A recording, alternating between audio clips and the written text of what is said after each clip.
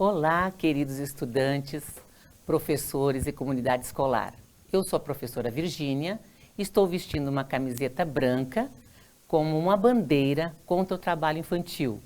Uso calças pretas e sandálias pretas, cabelos presos, uso óculos de grau e uns brincos verde de esperançar. Fazemos parte da diretoria de desenvolvimento das competências socioemocionais. Nesta diretoria, temos duas gerências, e a nossa gerência é a gerência da mediação escolar, cultura de paz e educação em direitos humanos.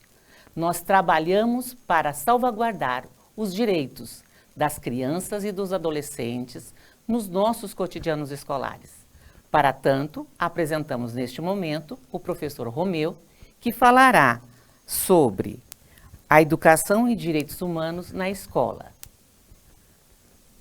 Olá, meu nome é Romeu, sou loiro alto, uso camisa lilás, cabelos penteados da esquerda para a direita, uso óculos. Eu estarei falando sobre a educação em direitos humanos no cotidiano escolar. Por que cotidiano escolar? Porque a educação em direitos humanos tem que estar presente na escola no dia a dia, em todos os espaços, em todos os tempos na escola. E o objetivo principal da educação em direitos humanos é a construção de sujeitos de direitos. Esse deve ser um dos principais objetivos da educação. Deve constar no PPP, o objetivo principal da educação na escola é a construção de sujeitos de direitos. E por que nós somos sujeitos? Parafraseando Chaplin, não somos máquinas, somos seres humanos. Ou seja, somos sujeitos ativos, que pensamos, sonhamos, temos sonhos, temos desejos. E, como diz a Hannah Arendt, nós temos direitos a ter direitos. Ou seja, todo mundo tem direito a ter direito. Então, nessa perspectiva, o que são os direitos humanos? Os direitos humanos são a condição indispensável, imprescindível, para que qualquer ser humano, sem nenhuma distinção de sexo, raça, religião, opinião política, condição socioeconômica, orientação sexual, possa existir e se desenvolver plenamente como pessoa e participar plenamente da vida. Ou seja, basta você se perguntar a si mesmo, o que você precisa? Quais são as suas necessidades básicas? Isso são os direitos humanos.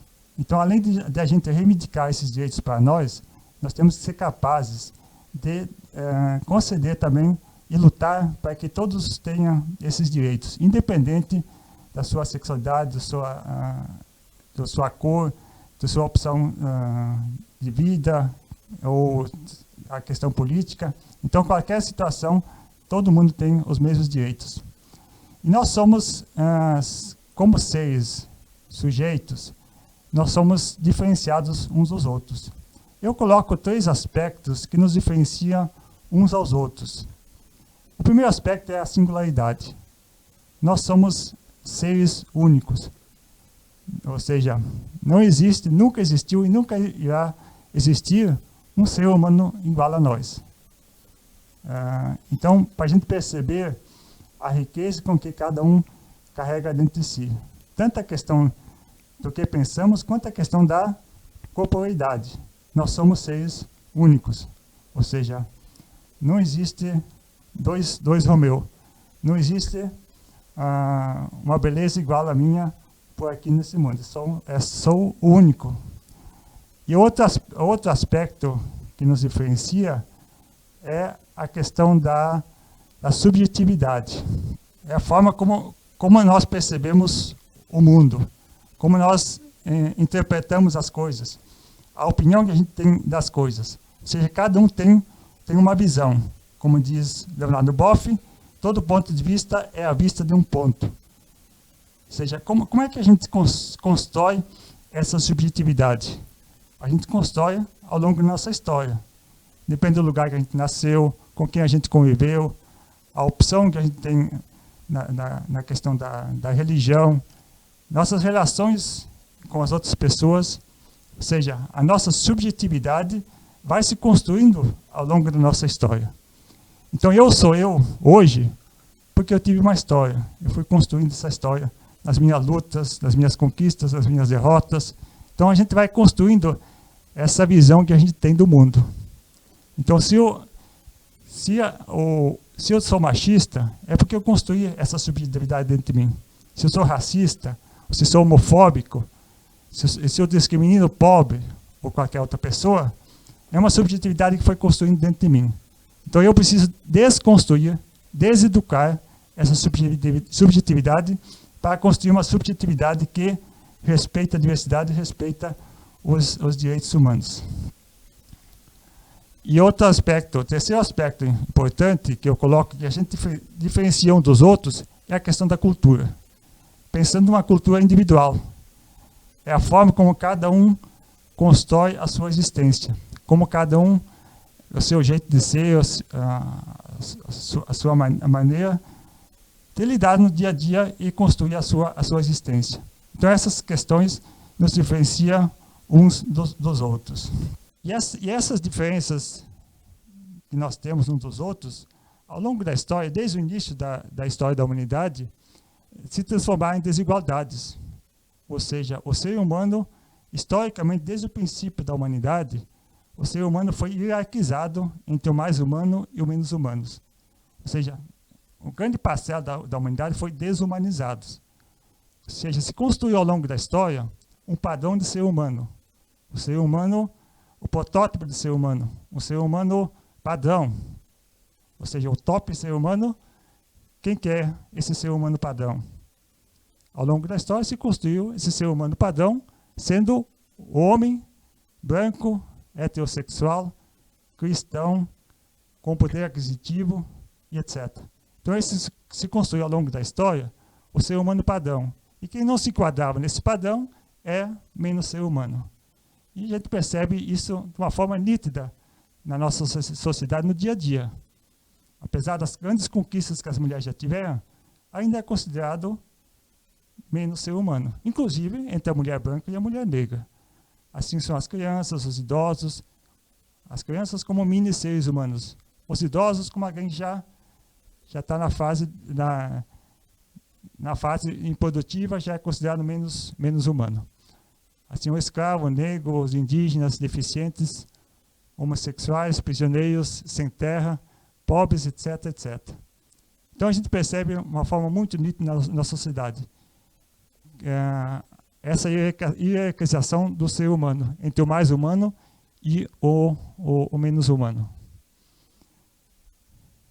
E aí, isso aí desemboca diretamente nas nossas escolas. Ou seja, se a gente for perceber numa sala de aula, nós temos presente a diversidade da sociedade brasileira em uma sala de aula. Numa sala de aula a gente percebe a pessoa negra, branca, cristã e não cristã, a pessoa com deficiência, o homossexual, ou seja, toda a diversidade que está presente na sociedade está presente numa sala de aula. Então, o grande desafio da educação de direitos humanos é como é que a gente vai mediar os conflitos que existem nessa diversidade, como é que a gente vai construir uma convivência para que as pessoas possam ser valorizadas. Então, esse que é o grande desafio da educação hoje. Porque se a gente não conseguir fazer isso numa microsociedade, numa sala de aula, como é que a gente vai sonhar construir uma sociedade que haja esse respeito à diversidade e esse respeito aos direitos humanos? Então, o que eu coloco, a grande questão da educação de direitos humanos na escola, eu coloco em 3 aspectos principais. O desafio é conhecer os nossos direitos, é fazer com que os alunos conheçam seus direitos e todos saibam que, independente da sua situação, saibam que tem direito a ter direitos. E que eles também aprendam a respeitar os direitos dos outros e vivenciar esses direitos. Então, a grande questão na escola é você vivenciar os direitos humanos. A maior aprendizagem é a prática, a vivência. Então, desde que o aluno entra no portão, o olhar do guarda, não discriminatório, já é uma vivência de direitos humanos. Então, na sala de aula, numa gestão democrática na escola, você está vivenciando os direitos humanos. Porque a criança vem de uma família onde muitas vezes vem violentada, sofre, tem preconceitos, às vezes vai numa igreja, a igreja prega que a religião principal é a dela. Então a criança já vem com construção muitas vezes de preconceitos, muitas vezes violentada dos seus direitos, às vezes sem casa, às vezes sem comida, violentada sexualmente, violência doméstica que temos na nossa sociedade. Então essa criança já vem na escola com essa vivência. Então o grande desafio é a escola demonstrar que é possível de uma outra forma de viver. E outra é reconhecer a universalidade dos direitos humanos, ou seja, compreender que os direitos humanos são para todos. Outro aspecto é o direito humano como modo de vida. Então os direitos humanos têm que ser assumidos como uma maneira de viver e de organizar as instituições, todas as instituições. Aqui eu coloco especificamente a escola. Organizar a escola para que a escola respeite e faça prevalecer os direitos humanos. A organização da nossa sociedade, a questão política, que tem essa perspectiva de construir uma sociedade que respeite os direitos humanos. Isso que é o exercício da cidadania que nós conseguimos através da nossa consciência crítica. A gente perceber de uma forma crítica a situação da nossa sociedade e exercitar nossa cidadania para construir uma sociedade que tenha um modo de vida baseada nos direitos humanos. E outro aspecto é a educação em direitos humanos como processo de humanização. Nós tornarmos humanos, humanizarmos no processo civilizatório. Ou seja, nós como humanos, individuais como sujeitos, nós pertencemos a uma humanidade. Então, esse processo de humanização que nos faz construir uma cultura dos direitos humanos e uma cultura da paz. Então, esse que eu coloco aqui de uma forma rápida, os grandes desafios da educação em direitos humanos nas escolas públicas. Então, seria mais ou menos isso, Virgínia. Muito obrigada, professor Romeu. No cotidiano escolar, conhecer, respeitar e vivenciar os direitos humanos. Esse é o nosso papel. Agora, dando continuidade, eu passo a palavra ao professor Valcelir, que vai falar sobre a mediação de conflitos na escola. Obrigado, professora Virgínia e colegas da Gerência de Educação em Direitos Humanos da SEDUC. Eu fico muito feliz de estar aqui para tratar dessa política tão importante que é a política de educação em direitos humanos. Eu tenho estatura mediana, estou vestindo uma camisa azul, calça bege, sapatos pretos e usando óculos de graus. Para facilitar a dinâmica da nossa apresentação, eu preparei um texto com o tema e vou me ater à leitura do texto. Nossa intenção, nesses breves minutos de encontro, é apresentar fundamentos e mecanismos práticos para a superação de conflitos surgidos no ambiente escolar, com vistas à promoção do respeito aos direitos humanos, de valores democráticos e da cultura da paz nas escolas. Para tanto, utilizaremos como referência teórica conceitos chaves da teoria social desenvolvida por 4 pensadores contemporâneos, notadamente Martin Luther King, com o seu ativismo não violento, George Simmel e sua análise dos aspectos positivos do conflito, Jürgen Habermas e a centralidade da comunicação como componente inerente à condição humana na busca pelo consenso, e Pierre Bourdieu e sua concepção da educação como ferramenta de reprodução da sociedade e do hábitos como disposição do ser para agir. Trata-se, portanto, de uma espécie de costura teórica a fim de sustentar fundamentos para um agir dos estudantes frente às diversas formas de conflito e que se deparam no ambiente escolar, visando a superação destes conflitos. Para iniciar a empreitada aposta, devemos resgatar o seguinte pensamento do Luther King.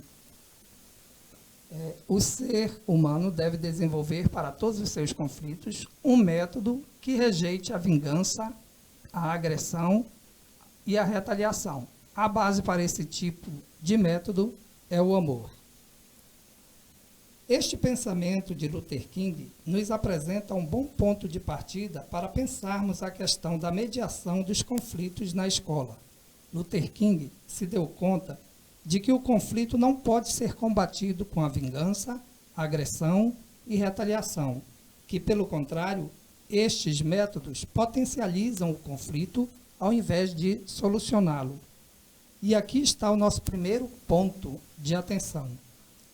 Quando nos deparamos com alguma situação de conflito na escola, insultos, xingamentos, tiradas, fofocas e etc., é preciso dar-nos um tempo para encontrar soluções mais razoáveis e eficazes para solucionar o conflito, e não para vencer o insulto, o xingamento ou a fofoca, pois estas últimas estratégias são dominadas por impulsos egoístas do ego humano, cuja função essencial é de autodefesa. Com ou sem razão, seu ego sempre sairá em sua defesa.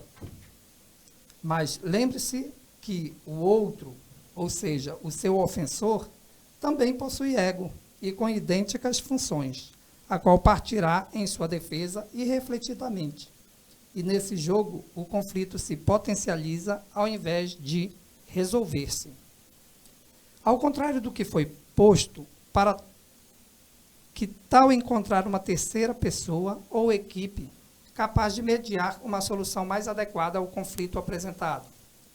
Esta terceira pessoa, não ofendida e não ofensora, tanto mais próxima efetivamente do ofensor, equilibrada de emoções e capacitada em técnicas de mediação de conflito, poderá, em diálogo com este, levá-lo a entender o caráter violador de sua conduta. Construir com os envolvidos no conflito uma superação pacífica. É importante ter em mente que a conduta após o conflito dos envolvidos será determinante para a sua superação. Você deve conhecer muitos casos de colegas que em algum momento se desentenderam e que o espírito de um não batia com o espírito do outro. E, em momentos depois, tornaram-se amigos inseparáveis. Isso seria muito pouco provável se mantivessem seu foco no conflito e no embate. Saiba que sempre haverá mediadores capazes de ajudar na superação do conflito. Um sensato colega da turma, um professor amigo, um servidor confiável. Mas é importante saber identificá-lo pela capacidade de mediar e buscar soluções para a situação posta. Uma boa estratégia é recorrer aos mediadores já disponíveis na escola, ou seja, a tríade de profissionais da pedagogia, psicologia e assistência social. Você conhece esses profissionais? Eles estão disponíveis e são capacitados para ajudá-los. Passamos então para o segundo ponto de atenção. Vamos agora para o sociólogo alemão John Simmel, que teve como um dos seus méritos o de enxergar o caráter necessário e positivo do conflito para a vida em sociedade. Vamos às palavras de Simmel. Se toda interação entre os homens é uma associação, o conflito, afinal, uma das mais vívidas interações, e que, além disso, não pode ser exercida por um indivíduo apenas, deve certamente ser considerado uma associação. O conflito está, assim, destinado a resolver dualismos divergentes. É um modo de conseguir algum tipo de unidade, ainda que através da aniquilação de uma das partes conflitantes. Ou seja, o conflito contém algo de positivo. Vejam que nesta linha de interpretação de Simmel, uma situação de conflito pode ser benéfica para o indivíduo e para a sociedade. Vamos pensar em uma situação específica da escola. Suponha que o aluno Marcelo sofra discriminação e preconceito de colegas na escola por conta da sua religião. A princípio, este conflito instalado poderá lhe trazer problemas e sofrimentos diversos. Vejam, porém, que o modo como Marcelo e seu entorno reagem à situação posta poderá mudar o curso dos acontecimentos. Poderão, por exemplo, desenvolver rodas de conversas, ciclos de debates, palestras, campanhas de conscientização, visitas a entidades externas e etc. E estas práticas, certamente, não apenas poderão reparar danos e superar a situação de conflitos em relação a Marcelo, mas também servirá para a superação coletiva da intolerância religiosa na escola. Esta experiência poderá até mesmo adentrar o próprio currículo escolar, com abordagem de temas como democracia, laicidade do Estado brasileiro, história das religiões, estatísticas sobre violências, escultura, monumentos, música, teatro e dança das religiões. Ao final dessa guinada histórica, o conflito inicial terá ou não efeitos positivos para os envolvidos na escola, para a escola e para a sociedade como um todo. Passamos então para o terceiro aspecto do conflito a ser abordado, a sua conexão com a comunicação. Aqui entra em cena um dos maiores nomes da filosofia e sociologia contemporânea, o alemão Jürgen Habermas, e sua teoria do agir comunicativo. Habermas percebe que a comunicação é um processo que se estabelece entre indivíduos, constituindo a base para a organização da sociedade. Ele propõe que a comunicação, mais do que simplesmente transmitir informações, também é um meio para alcançar um entendimento mútuo, de criar consenso, ou seja, de superar conflitos e alcançar a cooperação entre os membros da sociedade. A democracia deve ser construída através do diálogo, com espaços para o debate, onde tiramos os consensos para a superação do conflito. Diz Habermas, a comunicação é a principal via para resolver conflitos. Nesse caminho de entendimento, o conflito é também uma forma de comunicação, sendo necessário interpretar o que ele comunica para encontrar formas adequadas de superação que se dará igualmente por meio da comunicação, não mais como conflito, e sim como a produção de consensos através do diálogo. Um ponto muito interessante do conflito para tratar sobre este enfoque é a violência que se manifesta por meio da comunicação, principalmente a comunicação através dos atos de fala, pois é comum que a organização da vida no interior das instituições sociais seja permeada por certas hierarquias. Assim, por exemplo, as famílias colocam os pais em posição hierarquicamente superior à dos filhos, e mesmo entre estes pode haver distinções hierárquicas. A escola, assim, reproduz de modo muito peculiar esta lógica de distribuição do poder sobre a justificativa de melhor organizar a divisão social do trabalho no interior da instituição. Assim, os cargos de chefia, como os de direção escolar, gozam de maiores responsabilidades e poder de decisão do que outros que executam funções de menos comando, neste mesmo espaço social, ou seja, coordenadores, professores, outros servidores e alunos. Até o ponto em que a hierarquização ocorre para a organização e eficiência do tratamento, no tratamento das demandas inerentes à atividade escolar, tudo parece gozar de certa normalidade. No entanto, o conflito se instala quando estas relações hierárquicas ultrapassam o valor utilitário administrativo inicialmente exposto, afrontando os limites de direito dos outros através de ação autoritária, assédio moral e abuso de poder. Dentre as várias manifestações deste aspecto do conflito, gostaria de focar no que se vem discutindo como comunicação violenta, por entender que ela seja componente básico de formas mais complexas de manifestação da violência na escola, como a ação autoritária, o assédio moral e o abuso de poder. A comunicação violenta é, antes de mais nada, uma ação ou sequência de ações que, de algum modo, agride e viola direito de outrem.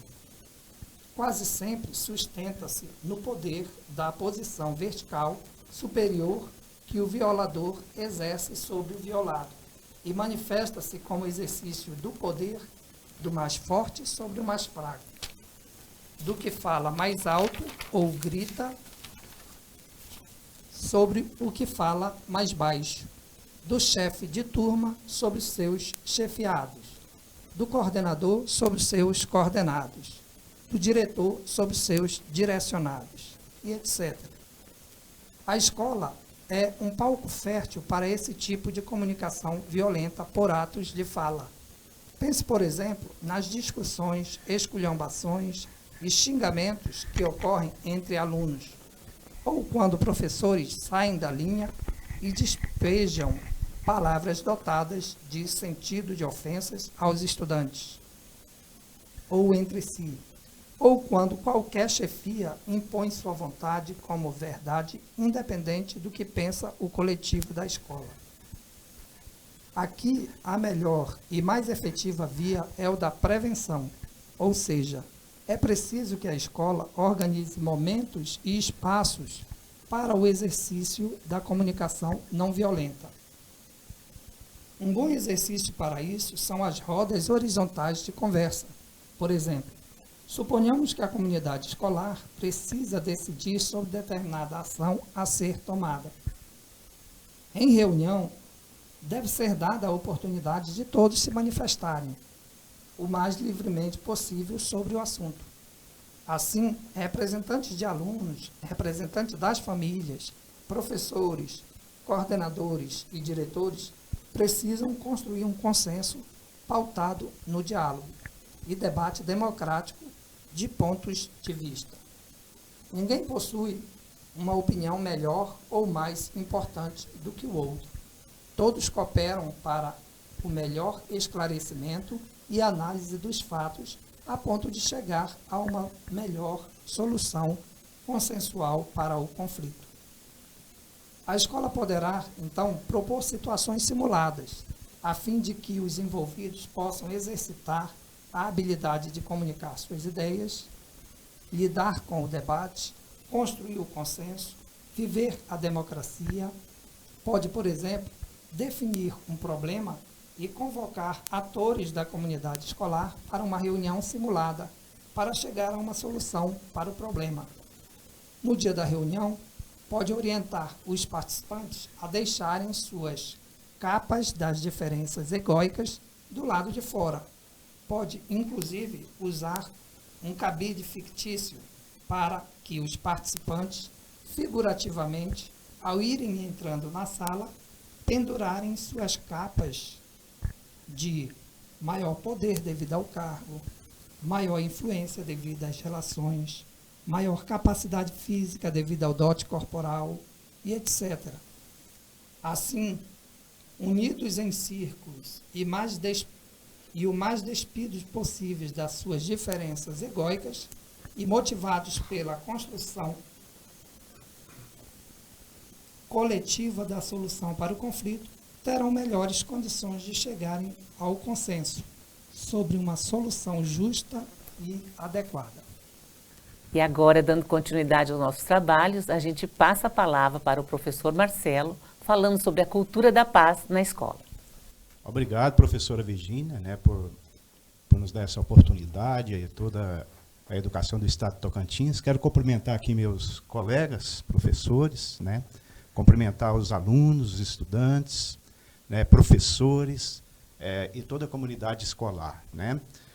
Esse momento ele é muito interessante para a gente discutir pontos que estão relacionados aos direitos humanos, E nada melhor para poder construir os direitos humanos do que desenvolvendo a cultura da paz nas escolas, Mas vamos lá, o que é a cultura da paz, O que é a cultura de paz nas escolas?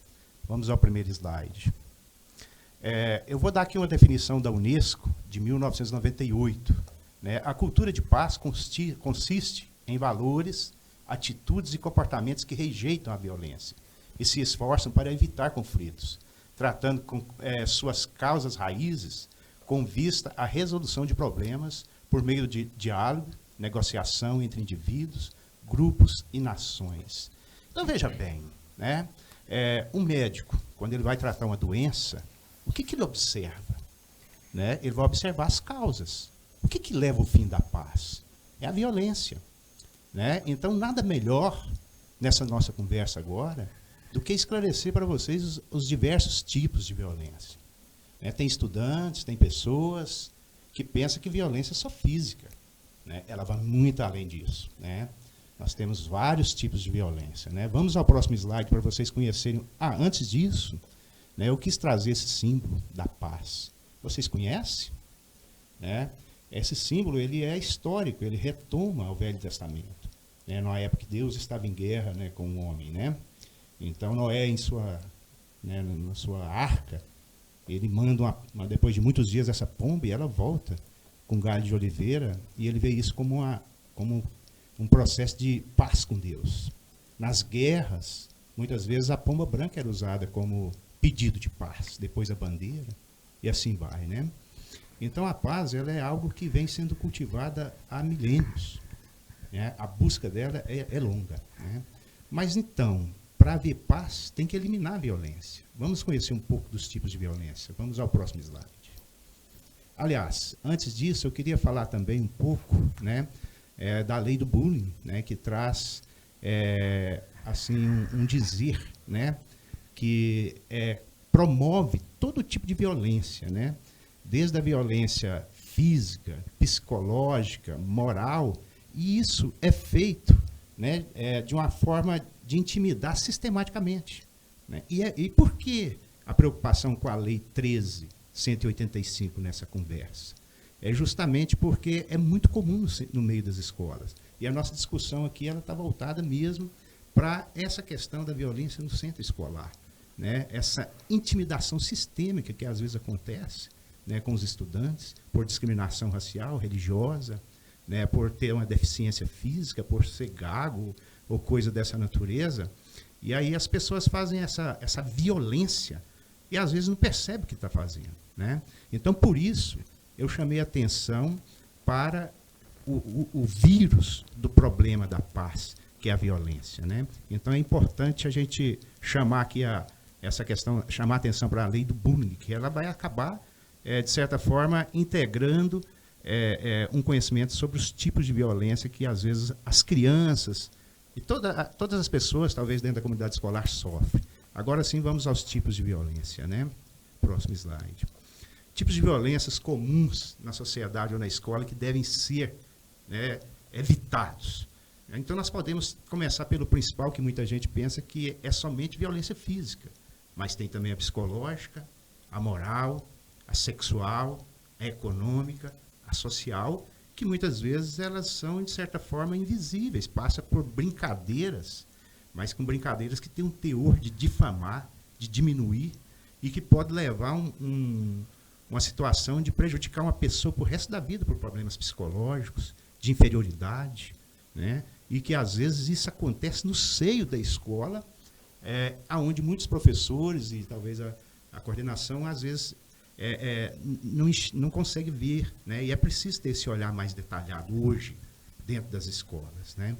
Para que evite aí, vamos dizer assim, a prejudicar o ser humano pelo resto da sua vida, né? Vamos aí ao primeiro tipo de violência, então. Né? A violência física, essa é a mais conhecida. Né? Golpes, ferimentos, submissão física, puxões, empurrões, mobilização. O indivíduo pode ter tranquilidade sofrendo disso aí. Ele vai ter medo de ir para a escola. Né? Quando alguém, de certa forma, pelo seu potencial físico, impõe, né, medo nos demais colegas por isso. Né? Tem uma imagem aí que mostra um pouquinho essa ideia também, né, no próximo slide, né, da violência. Né? Isso aí, às vezes, é comum ocorrer nas escolas. Né? às vezes quando termina a aula. Então, por isso tem que estar atento sobre o entorno da escola, sobre dentro da escola, né, as intimidações, para evitar traumas e dificuldades futuras, né. Vamos aí a um outro tipo de violência também, a violência psicológica, né, a opressão psicológica, ameaças, humilhações, intimidações. Uma criança, um estudante, você estudante, tem tranquilidade de aprender diante de ameaças, de humilhações, de intimidações, né? Então é preciso um remédio para isso. Isso tem que ser evitado dentro das escolas. Tem que criar meios para isso, tem que criar discussões para evitar, que muitas vezes isso é invisível. Às vezes não chega ao conhecimento da direção. Então o estudante, passando por esse processo, ele tem que buscar ajuda, né? Aí, veja aí uma imagem que mostra como que fica um estudante. Olha, a pessoa fica acabada, né? Então esse estudante pode carregar um trauma para a vida inteira. E é algo que pode ser, de repente, construído com um bom diálogo, conversa, né? Promover situações de boa convivência dentro das escolas. Isso precisa começar a acontecer. Vamos a um outro tipo de violência. Violência moral. É invisível também, muitas vezes. Às vezes passa despercebido. É preciso rever, né? Difamações, calúnias, chantagens. Né? Às vezes é feito no pé do ouvido, às vezes é feito por um bilhete, às vezes é feito por um e-mail. Né? Às vezes isso acontece constantemente. A comunidade escolar tem que lutar contra essas violências. O cultivo da paz depende de enxergar esse mal e sanar esse mal. Né? Veja bem a imagem de uma criança sofrendo, olha, difamação, né? Então, isso acaba com o psicológico. O indivíduo vai conseguir aprender matemática, vai conseguir aprender português, história, diante de uma difamação dessa. Ele vai pensar nisso a noite inteira, vai perder o sono, vai ficar mal-humorado, não consegue aprender. Então, a situação socioemocional dos nossos estudantes é crucial para o bom aprendizado. Isso é muito importante, né? Vamos mais um tipo de violência. Violência sexual, né? Imposição de cunho sexual sem consentimento, passar a mão na bunda, né? Abusos, assédios, às vezes até mais drásticos, estupros, né? Exposição de nudez, que está muito comum com as mídias sociais. Então, isso tem que ser prevenido, é uma forma violenta, é um fator que tira a paz do indivíduo, né? Prática de atos sexuais indesejados. Então, é preciso que estejamos atentos a essas questões. Vamos ver uma imagem. Então, eu escolhi essa imagem, né, justamente porque as crianças, conforme foi dito pelos meus colegas, muitas delas chegam às escolas com problemas de abuso sexual, às vezes dentro da própria família, e sempre triste, sempre cabisbaixo, sobretudo as meninas, né? É preciso uma atenção. Né? A escola tem uma responsabilidade de resguardar as nossas crianças, né, nossos adolescentes. Ela não pode ser omissa, né, a esses atos. Nós temos que ter cuidado com essa questão, né? Mas vamos aí mais uma forma de violência, né? A violência econômica. Né? Subtrair bens ou imposição de dependência econômica. Né? Se alguém sofre um furto, sofre um roubo, retenção de um bem que gosta, traz uma intranquilidade social. Né? O indivíduo fica triste, talvez, e isso interfere no aprendizado. E isso, às vezes, existe nos meios de educação. É preciso ser corrigido, né? Aí vem uma imagem também mostrando essa situação, que às vezes é comum, né? E vamos aí mais um tipo de violência, né?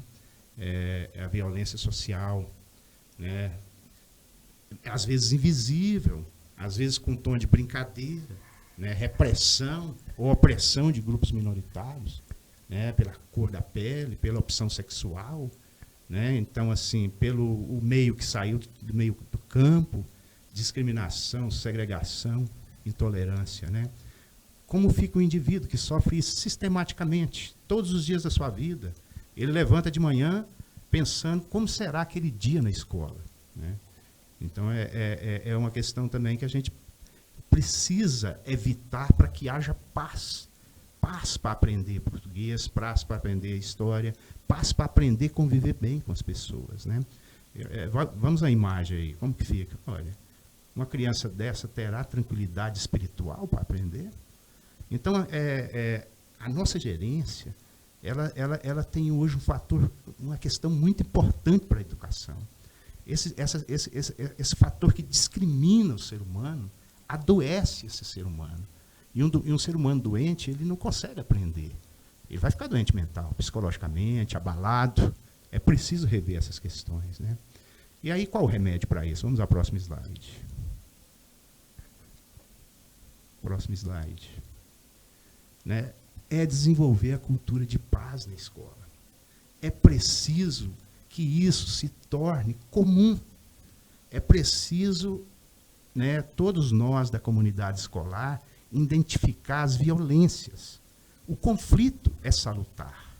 Nós temos conflito a todo momento, dentro da nossa família, entre os nossos colegas, na rua, mas o conflito não pode se tornar uma violência. O conflito deve ser trabalhado para chegar a uma relação de conquista, de amizade, de paz. Né? O conflito, como bem disse meu colega Valceli, tem que transformar, né, em uma situação de boa convivência, de paz entre as pessoas. Né? E dentro da escola deve desenvolver valores, repito, tais como respeito, empatia, tolerância, cooperação. Eu acho que é o que o nosso mundo mais está precisando nesse momento. As nossas crianças precisam dessas palavras. Né? Eu acho que a sociedade precisa dessa palavra. E a nossa gerência, ela vai trazer esse papel de levar a cultura de paz dentro das escolas. Agradeço imensamente por esse momento e retomo a palavra à professora Virgínia. Muito obrigada, professor Marcelo. Belíssimas palavras, bem explicativas e trazendo para nós uma questão muito pertinente, é não subestimar os ruídos da violência. Nós precisamos ficar atentos e atentas sobre o comportamento dos estudantes na escola. O ideal é que todos nós pratiquemos a não violência, a comunicação para a paz, para o amor e para a convivência em sociedade com plenitude, com muita felicidade. Esse é o ideal. E a gente precisa perseguir esse ideal de felicidade. Nós agora, para fazermos o fechamento de nossos trabalhos, nós vamos convidar a professora Deise sobre a cultura afro-brasileira e a cultura do hip-hop na escola. Olá a todos, todas. Muito obrigada, professora Virgínia. Professora Virgínia, que é a nossa gerente do nosso setor, da nossa gerência de mediação escolar, cultura de paz e educação em direitos humanos. Eu quero me autodescrever. Eu sou professora Deise, eu sou antropóloga, especialista em promoção da igualdade racial na escola, gestora pública, e nesse momento eu estou usando um turbante dourado, representando o meu posicionamento, né, enquanto uma mulher negra que sou, e estou usando um blazer marrom, brincos também dourados, com detalhes, né, com colar dourado. Estou usando uma saia e uma sandália laranjada. E nesse momento eu quero parabenizar os meus colegas, professor Romeu, professor Valceli, professora Virgínia e professor Marcelo, porque eles prepararam um território de como que a gente pode trabalhar as questões raciais no ambiente escolar.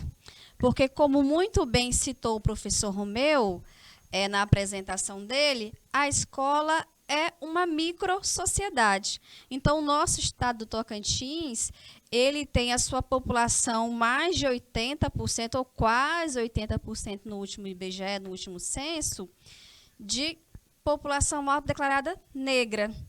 E como no ambiente escolar, como o professor Valceli tocou nos teóricos, nos sociólogos, nos grandes líderes dessa bandeira da cultura de paz, da resolução de conflito no ambiente escolar, como que essas questões étnico-raciais, elas podem e devem ser trabalhadas no cotidiano escolar, seja no currículo, na nossa BNCC, no nosso DCT, que é o nosso documento curricular do Tocantins. E aí eu quero chamar a atenção, e é muito interessante a composição dessa mesa, porque essa mesa é composta de multiprofissionais.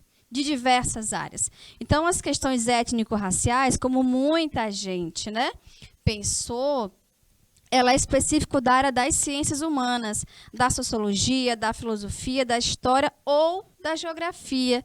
Quando o professor Valserli, ele traz um princípio pedagógico de trabalhar a resolução de conflitos, nós poderíamos pensar, por exemplo, a resolução de um conflito na sala de aula a partir... Ele trouxe um caso de intolerância no ambiente escolar, o professor Marcelo trouxe uma questão, né, de vários elementos, e eu, na minha fala, nesse momento, eu quero focar nesse grande universo das culturas afro-brasileiras, numa cultura muito específica, para conseguir chegar no nosso professor, na nossa professora, no nosso estudante, no nosso assessor de currículo, no nosso assessor de diversidade nas superintendências regionais de educação, que é a cultura hip-hop no ambiente escolar, que é a cultura hip-hop que chega mais próximo, né, àquele que o professor Marcelo tocou agora mais cedo, antes de mim, que é que o jovem tem cor, ele tem território, ele tem identidade e ele se expressa. Qual é a comunicabilidade de um jovem que pode ser negro, que pode ser não negro, porque a cultura hip-hop ela já se espraiou por todo o território do Tocantins. Então, como trabalhar a cultura hip-hop dentro de um contexto escolar como uma promotora da educação em direitos humanos? O professor Romeu falou sobre a cultura dos direitos humanos no ambiente escolar. Mas que cultura é essa? De onde vem?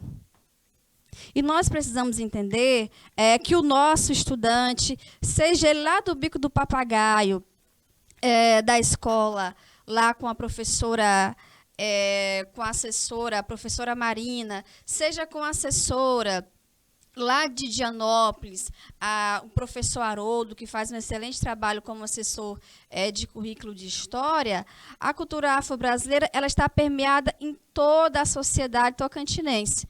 Então, a nossa linguagem, a nossa forma de trabalhar dentro das competências gerais da BNCC, e eu quero elencar aqui algumas competências gerais, né? Por exemplo, o foco da minha fala, da nossa fala, não só, né, não estou falando enquanto pessoa, mas como técnica dessa gerência, que é o repertório cultural.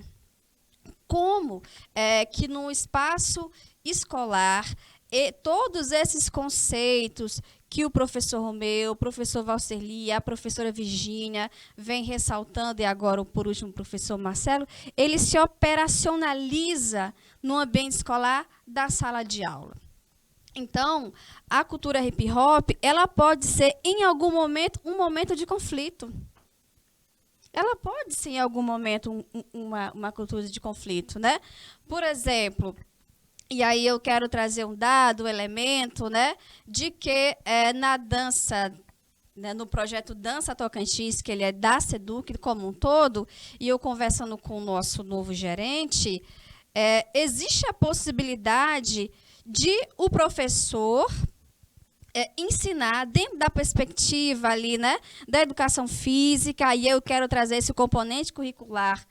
O professor trouxe sociologia, eu quero também trazer outro componente curricular, que é da educação física e das artes. Como essas duas componentes curriculares, elas podem trabalhar dentro da perspectiva daquilo que o professor Romeu trouxe, que é não negar a identidade do estudante. Quem é esse jovem? Qual a linguagem que ele fala, né? Como é que esse sujeito de direito se comporta no ambiente escolar? Então, nós, professores, profissionais da educação, e aí, muito bem, eu quero parabenizar também a fala do nosso querido professor Valserli, que ele trouxe o elemento novo do nosso estado, que é a equipe multi, né? Que é a equipe multi, de ver como que as práticas culturais anteriores ao ambiente escolar, elas podem ser um momento de fortalecimento de vínculos no próprio ambiente escolar. Então, a cultura hip-hop, ela pode ser trabalhada como?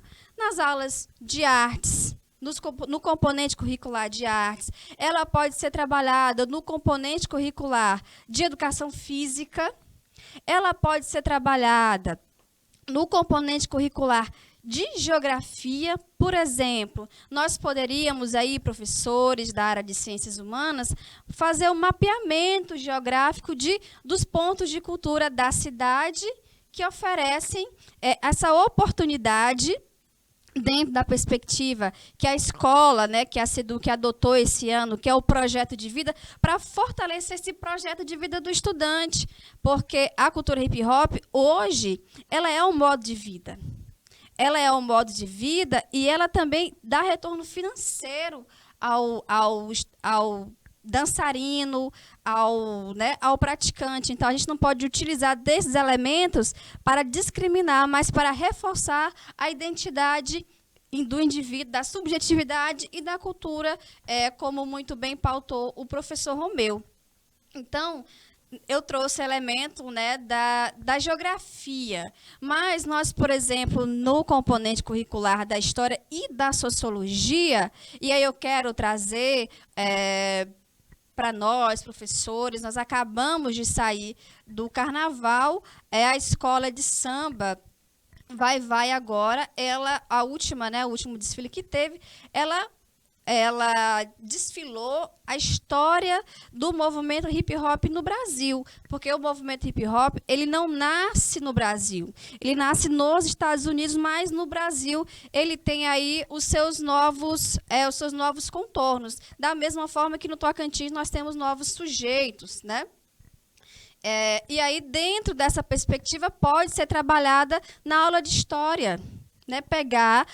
Ampliar o repertório do nosso estudante que está ali, que em algum momento pode se sentir menor num ambiente de conflito, né? Porque pode ali em algum momento estar sofrendo algum tipo de preconceito de origem, como muito bem colocou o professor Marcelo. E como é que a gente pode resolver esse conflito? Por que não criar uma eletiva que trabalhe a cultura hip hop no ambiente escolar? E trazendo outro elemento que a professora Virgínia trouxe e traz sempre nas falas que ela faz, né, como profissional da educação, que é trazer o aspecto da Constituição brasileira.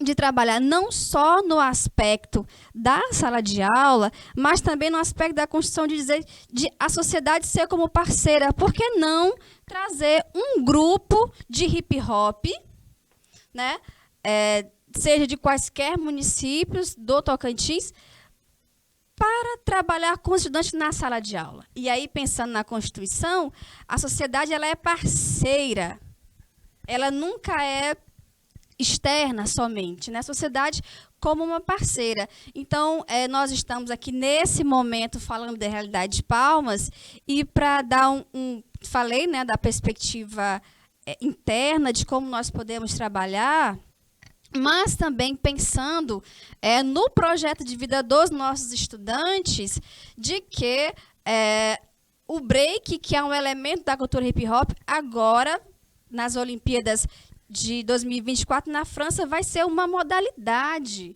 Ou seja, né, é um fato de você permitir que aquele estudante, ou rapaz, ou menino, ou b-boy, ou abigail, que eventualmente pode estar tendo algum tipo de problemas ali por conta da sua cultura, da sua essência, de mostrar para ele que existem outras possibilidades, inclusive internacionais, dele avançar naquela carreira.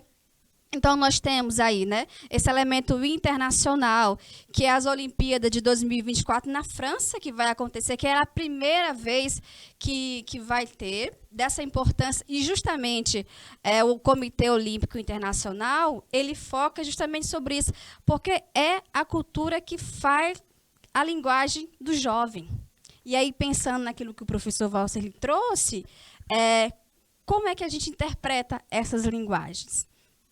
nesse elemento internacional. E o que a SEDUC pode, enquanto instituição, oferecer ao nosso estudante, né? Além do currículo, além da trilha, além das eletivas, nós temos o nosso Dança Tocantins. Então, você que é estudante, você das nossas TREs, das nossas superintendências regionais de educação, que pratica hip-hop, o break, né, no seu ambiente, seja escolar, seja externo ao ambiente escolar, você pode concorrer no Dança Tocantins, dançando break, por exemplo. Além do Dança Tocantins, nós temos o Balé Popular do Tocantins, e dentro do Balé Popular do Tocantins, que tem aqui em Palmas, que tem em outros municípios e que vai ser ampliado esse ano, ainda não abriram as inscrições, tá? Nós estamos falando de aberturas de possibilidades, que é isso que a gente está fazendo aqui. Ele também tem as culturas urbanas, tá lá. As culturas urbanas, então, é um elemento que a nossa própria instituição já reforça no fazer cotidiano ali do nosso estudante. Em Palmas, onde que a gente pode encontrar a cultura hip-hop, além do espaço escolar? Na Fundação Cultural de Palmas existe, sim, uma categoria específica sobre as culturas urbanas. Nós temos vários pontos de cultura específicos sobre a cultura hip-hop, que eu gostaria de citar 3, que estão aí geograficamente, né, pensando aqui na geografia, estão geograficamente espalhados pela cidade, que é o ponto de cultura, a Sombra do Hip-Hop, que fica na Aurani 4, que o estudante que está ali naquele cenário das Auranis aqui na cidade pode acessar, pode fazer suas aulas. O ponto de cultura Casa do Artesão, lá em Taquarussu também, o estudante que está ali, que é de Taquarussu, que é de Buritirana, pode acessar, que é também um ponto de cultura. E o ponto de cultura na Vila União, que é o ponto de cultura Projeto 42, que trabalha especificamente também sobre a cultura hip-hop. E, para finalizar, eu não sei se finalizar, mas deixar um gostinho de quero mais, como é que nós podemos aprofundar em outros momentos, em outras oportunidades, já que esse é o nosso primeiro encontro junto com vocês. Eu quero deixar um vídeo justamente dessa equipe local, dos Sombras do Hip Hop, que vão sair daqui de Palmas, meus colegas, que vão sair de Palmas e vão para a França, disputar as Olimpíadas de 2024. Então, assim, não é uma invenção, ou seja, não é uma questão teórica, longe da nossa realidade, né? Não é algo distante, mas para a gente sentir que são pessoas de verdade, pessoas que eu digo, né, que a gente tem essa dimensão, que a teoria ela em si ela não resolve, mas a gente tem, por isso que a gente trouxe elementos teóricos, mas a gente também trouxe elementos práticos, reais e concretos, de jovens que viram na cultura hip-hop um meio de transformação de vidas e de se sentir sujeitos, né, com a sua cor, com o seu jeito, com a sua forma de falar, com a sua forma de expressar socialmente, e que, sim, pensando aí nos projetos de vida, o nosso projeto é um projeto de vida possível e concreto de ser realizado dentro da perspectiva educacional. Dentro das escolas, eu trouxe esses elementos escolares e trouxe também elementos externos para a gente entender que cultura e educação de direitos humanos, ela é possível, ela é real e ela é muito concreta. E muito obrigada, professora Virgínia e os demais colegas. Para encerrarmos nossa participação, a Gerência de Mediação Escolar, Cultura de Paz e Educação em Direitos Humanos deixa aqui o seu recado. Que a paz ela é construída e nós precisamos desnaturalizar a violência. Vamos lembrar da nossa Constituição Federal, no seu artigo 227, que diz que é dever da família, do Estado brasileiro e da sociedade toda cuidar das nossas crianças, dos nossos adolescentes e dos nossos jovens. O nosso papel é criar um futuro promissor para o nosso país e se faz com educação de qualidade. Entre todos aqueles atores que constroem a educação do nosso país, do nosso estado e de cada município que compõe esse belíssimo estado do Tocantins, fazendo com que o nosso nome, a nossa Secretaria de Educação, desenvolva os melhores potenciais possíveis e tenhamos destaque e reconhecimento nacional dos valores que nós temos aqui no Brasil e, por que não, na França, como foi muito bem colocado pela professora Deise. Nossos agradecimentos e até a próxima!